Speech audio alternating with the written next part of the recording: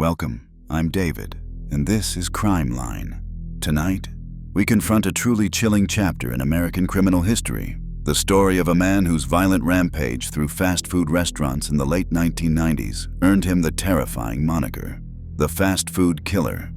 Paul Dennis Reed terrorized Nashville, Tennessee, and the surrounding Davidson County, leaving a trail of cold-blooded murder and communities gripped by fear. His case is a disturbing exploration of a life marked by a violent childhood, documented brain injuries, and a lifelong, ambiguous struggle with mental illness, leading to a fundamental question that perplexed the legal system itself. Was Paul Reed a mentally ill man feigning sanity, or a cunning sane man feigning madness? Join us as we unpack the dark and complex crimes of Paul Dennis Reed. Paul Dennis Reed was born in Texas on November 12, 1957, into a world that offered little stability or peace. His early life was a maelstrom of chaos and violence, a formative period that undoubtedly left deep and lasting scars. He had two older sisters, Linda and Janet. Reed's father, Paul Reed Sr., was an alcoholic, a figure largely absent from the home, leaving young Paul and his sisters to be raised primarily by their paternal grandmother. She, however, reportedly struggled immensely to discipline the increasingly erratic and difficult children. Even by the tender age of 4 or 5, Paul Reed was not just a mischievous child. He was a significant problem in his neighborhood and a source of terror within his own home. His early behaviors were profoundly alarming. He stole mail from neighbors, pilfered clothes from their clotheslines, put tacks in his grandmother's soup, and even barricaded her in her room. In one particularly horrifying incident, he set fire to his grandmother's bed while she was still in it. His cruelty also extended to animals. He beat her dog to death with a baseball bat. These were not the pranks of a wayward youth, but stark, early manifestations of a deeply disturbed and dangerous psyche. Reed's formal education was delayed. He didn't start school until he was about 7 years old. Unsurprisingly, he had a difficult time with his studies. His academic struggles led to a referral to the school psychologist, who diagnosed him as suffering from minimal cerebral dysfunction, an older diagnostic term often associated with what we might now understand as conditions like ADHD or learning disabilities. And in Reed's case, it was explicitly linked to documented brain damage he had sustained. Later, after his mother learned he was at risk of being put up for adoption, Reed returned to live with her. This arrangement, however, proved to be short-lived, lasting only until he turned 16. He was reportedly asked to leave his mother's home after serious inappropriate behavior towards female family members, a disturbing development in his pattern of disruptive and transgressive actions. As Paul Reed moved through his teenage years and into early adulthood, he continued to build upon his already significant juvenile record, racking up a variety of charges that ranged from check forgery and simple assault to automobile theft. His crimes steadily escalated in severity until 1982 when, in Texas, he was charged with committing several armed robberies. However, he was never brought to trial on these specific charges at that time. Instead, he was hospitalized after being found incompetent to stand trial, a legal and psychiatric determination that would become a recurring and central theme throughout his subsequent, far more violent, criminal career. Despite this finding of incompetency, Reed's criminal lifestyle eventually caught up with him in a more definitive way. He was convicted in Texas of aggravated robbery and sentenced to a substantial 20-year prison term. Astonishingly, he would serve only 7 years of that sentence before being released on parole. The year was 1997. Newly paroled from a Texas prison, Paul Dennis Reed made his way to Tennessee. He settled in Nashville, the vibrant heart of Davidson County, a city globally renowned as Music City, the undisputed capital of country music. Even in 1997, with a metropolitan population approaching 700,000, Nashville was a thriving hub for the country music elite, a city that had for decades profoundly shaped the landscape of American music. It was to this city, a place of dreams, melodies, and aspiring stars, that Paul Reed had ostensibly moved, claiming he intended to pursue his own unlikely career as a country music singer. While chasing this improbable dream, Reed found employment at a local Shoney's restaurant, a well-known family dining chain particularly popular in the southeastern United States. He worked at Shoney's until February of 1997. He left that job only weeks before the first horrifying shooting in his bloody rampage would take place at a nearby Captain D's seafood restaurant. On the morning of Sunday, February 16th, 1997, at approximately 9:45 a.m., Michael Butterworth arrived for his scheduled shift at the Captain D's restaurant located on Lebanon Road in Donelson, a neighborhood of Nashville situated east of the downtown area, near the city's airport. He immediately knew something was wrong. He found he was unable to enter the restaurant because the doors were locked, which was highly unusual for that time of day. Concerned, Michael went to a neighboring restaurant and telephoned the Captain D's, but the line registered a busy signal. When he called again a few minutes later, the phone rang unanswered. A growing sense of unease prompted Michael to contact another employee. As fate would have it, this employee's father, Jeff Wells, was a Metro police officer. Officer Wells quickly made his way to the restaurant. After the assistant manager arrived and unlocked the door, Officer Wells entered the premises to find a scene of unimaginable horror. 25-year-old restaurant manager Steve Hampton and 16-year-old employee Sarah Jackson lay dead. Both victims were discovered lying face down on the cold floor inside the restaurant's walk-in cooler. Steve Hampton was a husband and a devoted father of 3 young children. His youngest child was only 3 years old, and his eldest just 8 at the time of his brutal murder. Steve had been a good, loving father, a man dedicated to his family. He was also the only child of his mother, Paula Sue Guidry, who was so utterly devastated by her son's senseless and violent death that she later expressed she would simply never recover from the loss. Sarah Jackson, a bright and promising high school student who was working only part-time at Captain D's to earn some extra money, was described by her heartbroken family members as intelligent, fun-loving, and perpetually happy. Sarah loved children and had her entire life stretching out before her. Her murder occurred just 2 days before what would have been her 17th birthday. In the aftermath of the tragedy, both of Sarah's parents would struggle with an overwhelming and enduring sense of guilt for allowing her to work, having tragically believed she would be safe at the familiar neighborhood restaurant where so many local teens found their first jobs. The autopsies revealed the chilling, execution-style nature of the killings. Both Sarah and Steve had been forced inside the walk-in cooler and made to lie on the floor before being shot. Steve Hampton had been shot twice in the back of the head and once in his back. Sarah Jackson had been shot 4 times in the head and once in her back. According to the medical examiner's testimony, 2 of Sarah's head wounds were instantly fatal. However, the other 2 head wounds she sustained were more superficial, and the shot to her back would not have been immediately incapacitating. The examiner testified, with grim implications, that if these less serious wounds had been inflicted first, Sarah might have been able to move after being shot. In fact, a chilling bloodstain pattern from her gloved hand, found on shelving near and above her body, strongly indicated that Sarah had tragically, and with unimaginable courage, attempted to pull herself up from the floor after she had been shot, a final desperate act of survival in her last moments.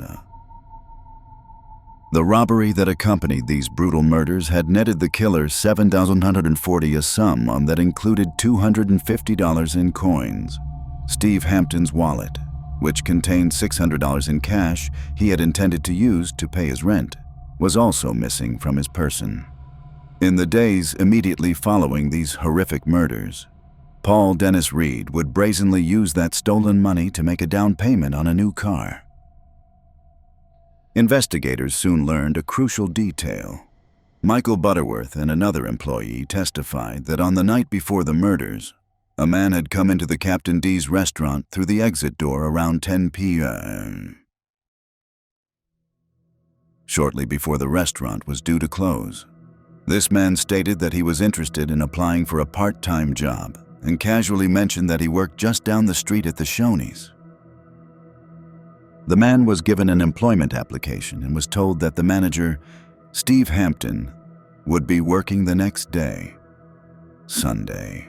He then pointedly, and in retrospect, ominously, asked if anyone else would be working that Sunday morning.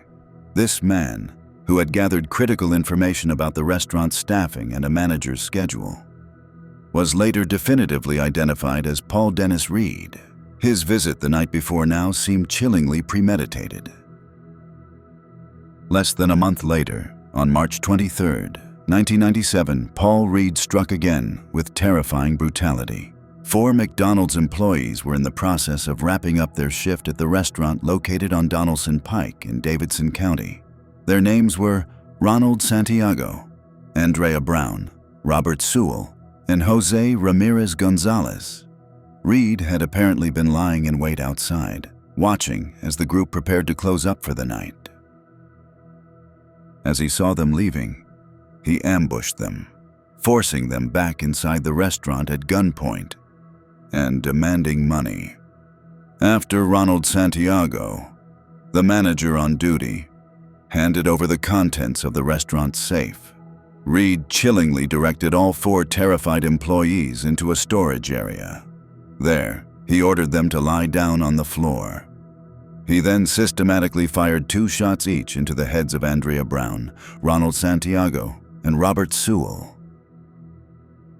However, when Reed attempted to shoot the 4th employee, Jose Ramirez Gonzalez, his .25 caliber automatic handgun, a type of small, concealable pistol, malfunctioned, jamming or misfiring. In that split second of mechanical failure, Jose, seizing a desperate chance for survival, began to struggle with Reed. During that life-or-death struggle, Reed drew a knife and stabbed Jose repeatedly.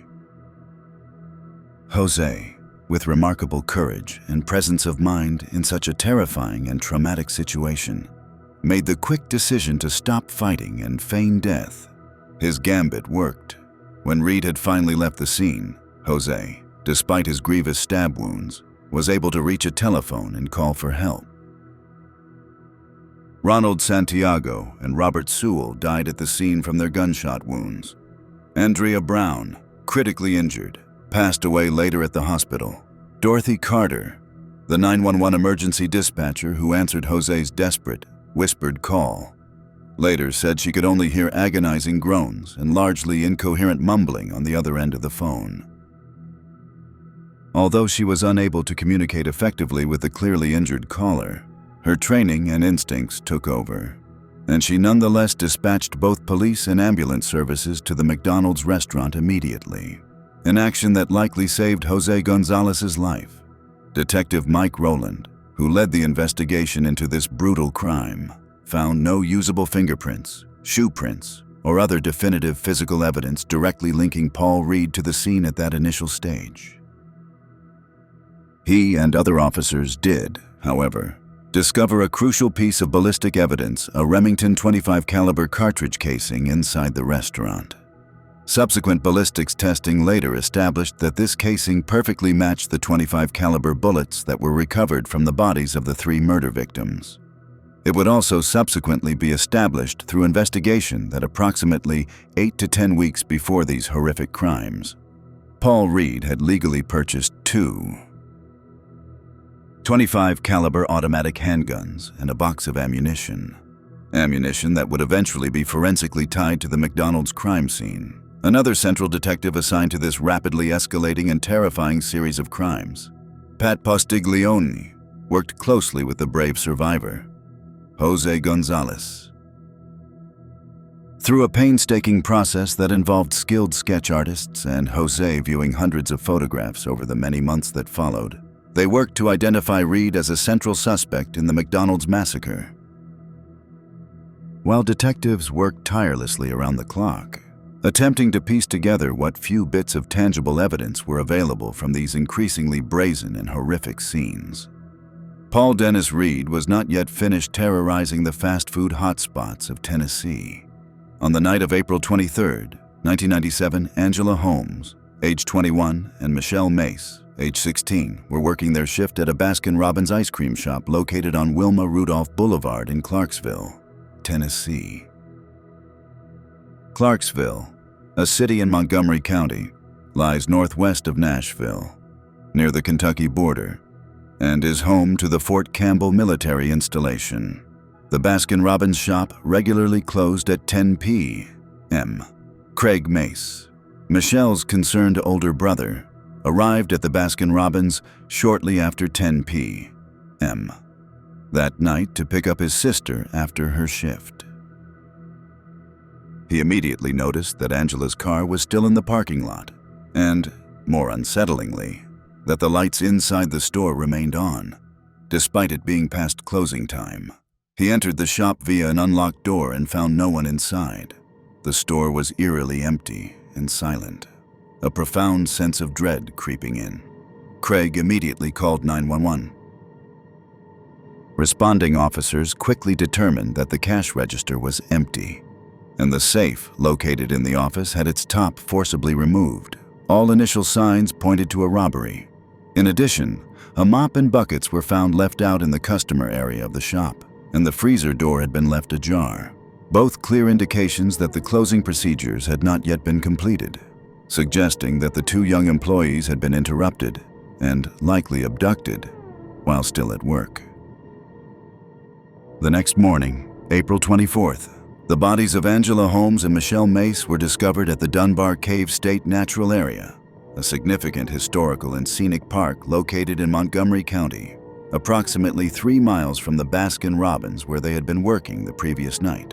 Both young women had suffered deep, vicious stab wounds to their necks. They also had numerous other stab wounds, cuts, and abrasions to various parts of their bodies. They had both bled to death.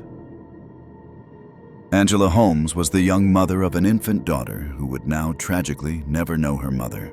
Craig Mace, Michelle's brother, who had made that initial, chilling discovery at the empty Baskin-Robbins, later said that the death of his beloved younger sister had left him feeling angry, profoundly sad, and deeply fearful, and that the unimaginable tragedy had left his father totally destroyed by grief. Dr. Pure, Charles Harlan, the medical examiner who performed the autopsies on the bodies of Angela and Michelle, testified to the horrific nature of their injuries. He stated that the fatal stab wound on Angela Holmes was so deep and forceful that it went all the way to her backbone. The compound incision that penetrated Michelle Mace's backbone consisted of noticeable changes in direction, consistent, Dr. Harlan testified, with a brutal and prolonged sawing motion with the knife. Perhaps the most horrific and gut-wrenching part of these already terrible conclusions, if it is even possible for such a tragedy to become worse, was Dr. Harlan's expert testimony that both victims, Angela and Michelle, would likely have taken a horrifying 5 to 15 minutes to bleed to death. And during approximately 80% of that agonizing time, he stated, they would have been conscious, fully aware of their impending deaths, experiencing unimaginable terror and pain.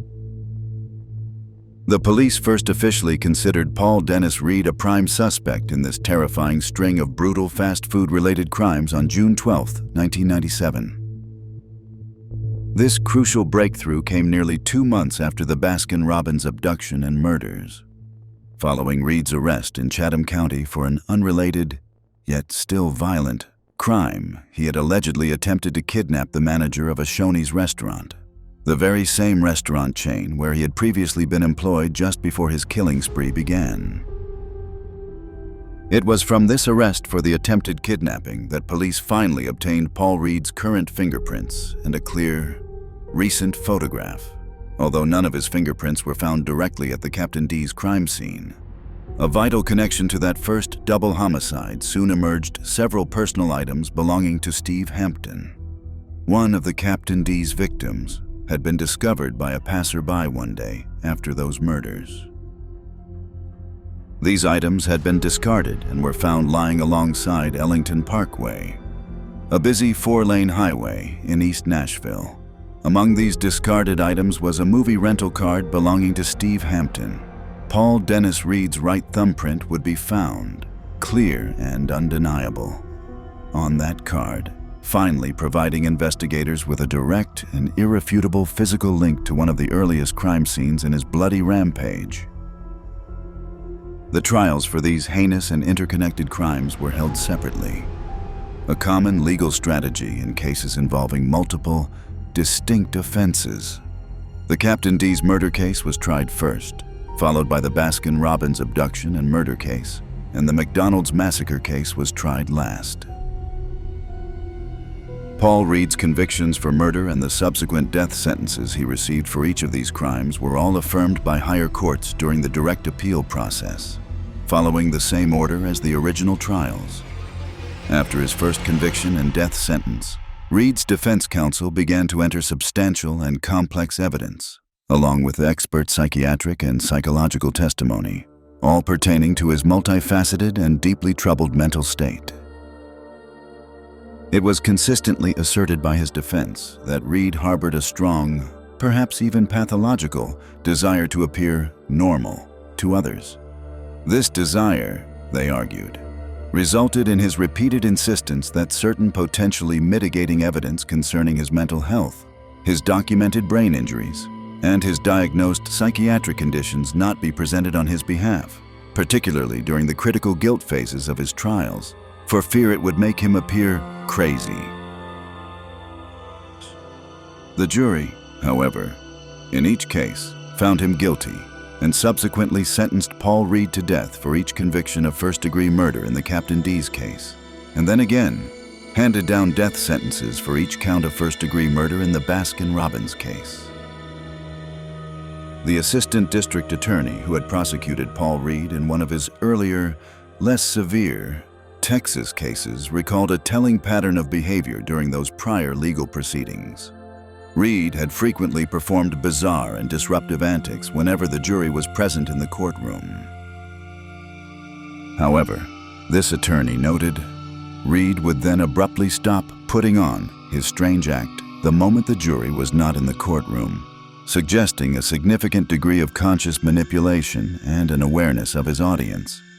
Reed's own sister, Janet, would later recall that her brother became increasingly and noticeably paranoid after he was first imprisoned in Texas for aggravated robbery. She also described some truly bizarre and unsettling instances of his behavior, such as when he had been inappropriately joking and acting silly immediately following his own father's funeral. Reed had apparently found a discarded Burger King crown, placed it on his head, and jokingly called himself King Paul, a grotesque display of levity that occurred only months following his string of brutal fast food killings, though Reed, of course, had not yet been apprehended or even identified as a suspect for those crimes at that time. Years later, during psychiatric evaluations related to his murder trials, Paul Reed himself would reportedly brag to one of his examining psychologists that he had successfully fooled the shrinks in the past. He also admitted to another mental health professional that he had deliberately faked delusions on previous occasions, presumably to avoid legal consequences or to manipulate his situation. So, the central, haunting question that permeated all of Paul Dennis Reed's legal proceedings remained. Was he genuinely, profoundly mentally ill? And if so, to what extent did his illness or brain damage render him incapable of understanding his actions or their consequences, Dr. Xavier Amador, a respected clinical psychologist who conducted extensive evaluations of Reed, found that he suffered from a complex constellation of multiple, debilitating conditions, chronic schizophrenia of the paranoid type. a severe mental illness characterized by persistent delusions, often persecutory or grandiose in nature, and auditory hallucinations, documented organic brain damage from his early injuries, a more generalized mental illness associated with this brain dysfunction, and a cognitive disorder not otherwise specified. According to Dr. Amador, Reed's overall psychiatric condition was exceptionally severe. After several death sentences had already been handed down by juries, the court and the public were informed that Paul Reed had, for decades, structured his entire mental state and his perception of reality around one central, overarching, and bizarre delusion. He harbored the long-standing, unshakable belief that for over 20 years, he had been under constant, invasive surveillance by a secret government agency. These omnipresent secret agents, he believed, meticulously recorded his every move and had bugged his car and his home. He believed, according to Dr. Amador's testimony, that he had been specifically chosen for this intense, round-the-clock surveillance because of some special, unique qualities that he purportedly possessed. Apparently, Reed's relationship to this elaborate delusion was also confused and often contradictory. At times, during his evaluations, he would describe feeling tortured, tormented, and intensely paranoid about this secret government activity. Yet, at other times, he would speak with a strange, almost misplaced sense of great loyalty and even importance to this very same shadowy agency that he believed was controlling his life. Dr. Amador theorized that Reed might be suffering from a specific symptom of psychosis, sometimes observed in individuals with significant brain injuries, in which a person compulsively and desperately attempts to prove that he or she does not have a mental illness. This condition, known as anosognosia, or a profound lack of insight into one's own illness, leads the individual to be desperate to have other people believe that they are entirely normal, even in the face of overwhelming evidence to the contrary. Dr. Amador, however, was not the only distinguished psychologist to spend extensive time with Paul Reed and offer an expert opinion on his complex mental state. Several other credible experts assessed Reed over the years, including Dr. Pamela Abel, a clinical neuropsychologist. She testified that MRI scans of Reed's brain clearly showed a shrunken left temporal lobe.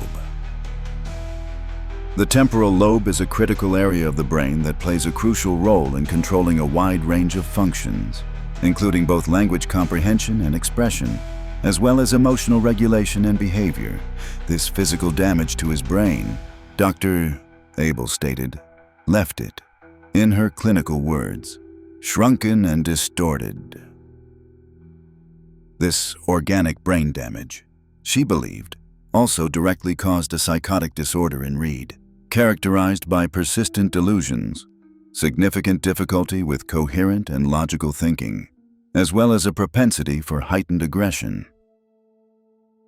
These medical opinions, however, damning as they seemed, did not represent the entirety of the complex psychiatric picture presented to the courts. It was simply not that straightforward. When the state presented their own rebuttal experts to assess Paul Reed's competency to stand trial and, later, his competency to be executed, Dr. Woods offered a somewhat different perspective. He framed both Reed's documented brain damage and his elaborate delusions in a less severe, or at least psychiatrically different, light. Dr. Woods posited that Reed's delusions were not primarily the result of a classic psychotic illness like schizophrenia, but rather were organic in nature, meaning they stemmed directly and primarily from his underlying physical brain injury and dysfunction. Reed certainly suffered from delusions, Dr. Woods conceded, but these were, in his expert view, secondary to his demonstrable brain disruption rather than symptoms of a primary psychotic illness like schizophrenia. Similarly, Dr.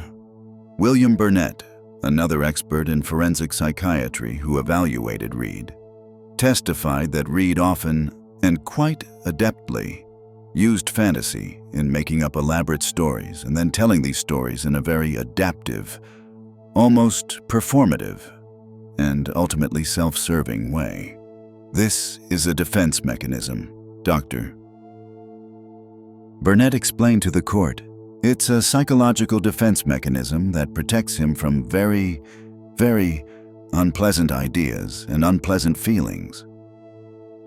And I think that the government surveillance idea protects him against the unbearable idea that he killed people and that he was found guilty of killing 7 people. Because it's very simple in his mind. If only that government surveillance footage could be located, it would definitively prove that I didn't do it. And so I think that fantasy, that delusion, is very useful to him psychologically. The protracted legal battle over Paul Reed's competency and fundamental sanity raged for many years, navigating through multiple layers of the court system. Finally, in January 2013, the Supreme Court of Tennessee at Nashville, the state's highest court, made its final, dispositive decision on the issue of competency for Paul Dennis Reed, following his multiple convictions, his numerous death sentences, and the exhaustive appeals process. The court's lengthy written decision would memorably, and perhaps most accurately, describe Paul Dennis Reed as a conundrum. On one hand, the court readily acknowledged he is undeniably and demonstrably brain damaged. A significant lesion on his left temporal lobe clearly interferes with his ability to communicate effectively and possibly, indeed likely, compromises his overall grip on objective reality. Mr. Reed consistently claimed, the court noted, that he subscribed to a series of highly elaborate and often bizarre delusions. The most prominent being that he was the unwilling subject of constant, invasive governmental surveillance and even remote mind control. He had repeatedly insisted, for example, that his murder trials were not real trials at all, but were merely mock trials staged for some unknown purpose. He claimed that the highly experienced attorneys who were representing him, fighting for his life, were not real lawyers, but merely actors playing a part. And he asserted that his multiple death sentences were not genuine sentences of death, but were actually a secret, coded 10 to 12-year prison sentence that he would eventually serve and then be released. In addition to these grandiose and persecutory delusions, he had also consistently claimed that he was engaged to a woman whom his evaluating psychiatrists overwhelmingly believed was likely a complete figment of his overactive or delusional imagination, a phantom fiancé. On the other hand, the court also carefully noted Mr. Reed himself had, over the many years of his incarceration and evaluations, told several different mental health professionals that his so-called delusions were actually an elaborate, consciously crafted, and self-serving hoax, a manipulative tactic that he claimed he had successfully employed on multiple occasions in the past to avoid criminal prosecution or to obtain more lenient treatment within the legal and psychiatric systems. The central, perplexing, and perhaps ultimately unanswerable question remained. Did Paul Dennis Reed truly believe he was trapped in some nightmarish, Orwellian world of constant government surveillance and insidious thought control? Or were his persistent, elaborate delusions more akin to a bizarre and protracted piece of performance art? A cynical charade used to gain attention, to manipulate the system, and perhaps even to amuse himself during his long years of imprisonment, perhaps? The Supreme Court ultimately mused in its opinion. The truth lay in a complex and unknowable combination of both genuine mental illness and cunning. Manipulative malingering. Paul Dennis Reed had indeed proved to be an incredibly tough nut to crack for the legal system, the medical professionals, and for society at large. All of the key mental health experts who testified during Reed's numerous competency appeals ultimately came to slightly different, and often directly conflicting, conclusions regarding his precise mental state, the true nature of his delusions, and his overall capacity to understand his legal situation and the consequences of his actions. It was precisely because of this persistent divergence in expert opinion, this lack of clear consensus, that his appeals were ultimately unsuccessful. His convictions for 7 counts of first-degree murder and his multiple death sentences were consistently upheld by the highest courts in Tennessee. The courts ultimately concluded that in light of the widely divergent psychiatric and psychological diagnoses related to Reed's undeniably idiosyncratic and often bizarre behavior, it was not a legal error for the lower trial courts to have found that there was not substantial doubt over Reed's fundamental competency to stand trial, or his ability to make rational decisions on his own behalf regarding his legal defense. Critically, under the prevailing legal standards, Paul Reed could not definitively prove to the courts that he did not know what he was doing at the time he committed his horrific crimes, or that he did not understand the nature and profound consequences of his actions, a key legal standard required for a successful insanity defense and also for a finding of incompetency to be executed. Under law, as established by landmark Supreme Court cases like Ford v. Wainwright, it is considered unconstitutional to execute someone who is legally insane. The condemned individual must be able to rationally understand the nature of the death penalty and the specific reason for their impending execution. That Paul Dennis Reed was an unstable, violent, and deeply disturbed individual was a point on which virtually everyone involved in his case, lawyers, judges, doctors, and his own family, essentially agreed. But the precise extent to which he was physically brain damaged versus mentally incapable in a way that would absolve him of full legal responsibility for his heinous crimes remained, to some extent, a frustratingly unclear and perhaps unanswerable question. Paul Dennis Reed was initially set an execution date of April 29, 2003. However, with his numerous appeals still lingering in the court system and the ongoing legal battles over his competency continuing year after year, Reed would see this initial execution date pushed back by roughly another full decade. By 2013, when the Tennessee Supreme Court offered its final, memorable opinion describing Reed as a conundrum, he would, ironically, be only mere months away from death, but not by the hand of the state's prison executioner. Paul Dennis Reed died in Nashville General Hospital on November 1, 2013. His death was attributed to natural causes stemming from complications due to pneumonia, heart failure, and chronic respiratory issues. He had been in the hospital for approximately 2 weeks prior to his death, his reign of terror and his perplexing legal saga finally coming to a quiet, unceremonious end. And so concluded the dark and violent story of Paul Dennis Reed, the man infamously known as the fast food killer. His life was a tragic and disturbing enigma, a complex interplay of documented violence from a young age, probable brain damage, diagnosed mental illness, and the persistent, unsettling possibility of cunning and calculated manipulation. The question of whether he was truly faking insanity, or to what degree his undeniable brain damage and potential mental illnesses truly impacted his horrific actions and his culpability, remains a subject of intense debate and a chilling case study for legal and psychiatric professionals alike. Thank you for joining me on Dark Truth Unveiled. The intersection of severe crime and profound mental illness often presents the criminal justice system with its most profound and ethically challenging dilemmas, forcing society to confront difficult questions about responsibility, culpability, punishment, and the very nature of justice when the human mind itself is broken or operates outside the bounds of recognized normalcy.